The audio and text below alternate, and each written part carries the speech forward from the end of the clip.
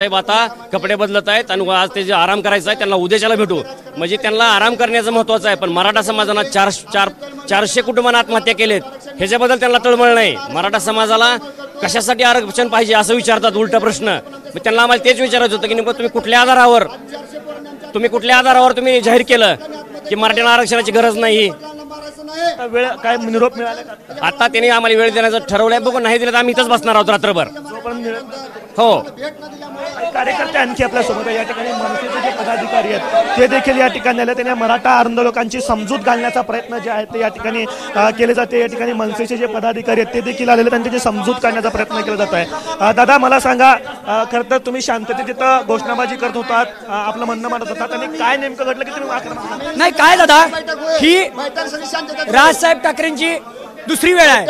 गेल्या वेळेस पण ज्यावेळेस वाशीमधून आम्ही परत आलो त्यावेळेस देखील राजसाहेब ठाकरेंनी एक वक्तव्य केलं होतं, जर तुम्हाला आरक्षण मिळालंय तर उपोषण परत कशाला करता।